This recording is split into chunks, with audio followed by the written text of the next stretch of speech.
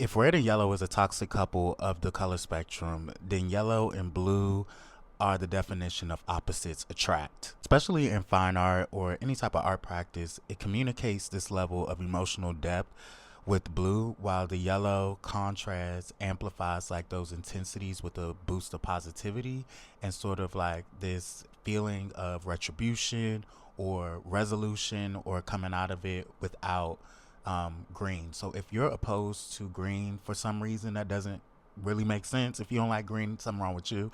But if you don't like green, you can still get those benefits with a combination of yellow and blue, which when you mix them together, they create Green. right. However, on an interior front, it does read a lot like corporate. I understand like this is a corporate color scheme in many cases. I personally associate the blue, especially the navy blue and yellow color scheme, with the rugby brand in this iconic polo. I mean, don't we all? But when we get into the lighter shades in combination with yellow, it kind of gets lost in yellow's loudness. So it's very necessary to have a saturated contrast or at least a range of blues against yellow because yellow does take up a lot of space. Blue sort of plays it cool, plays it chill, doesn't want too much attention, but is effective. Yellow is effective and also wants that type of attention.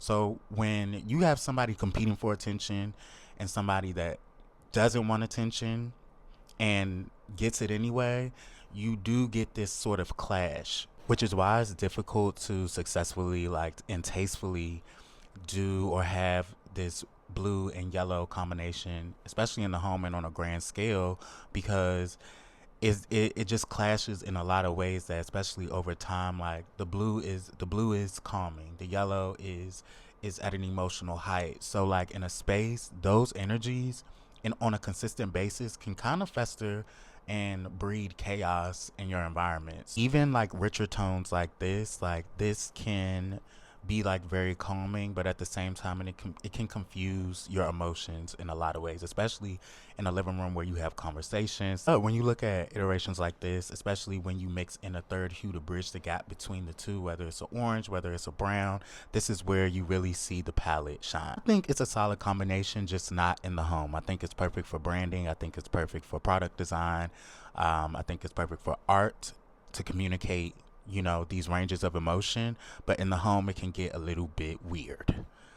If you have any more color combos you want to see, definitely drop them in the comments. I'll be going over a range of them. And say hello to Wilbur. Be nice.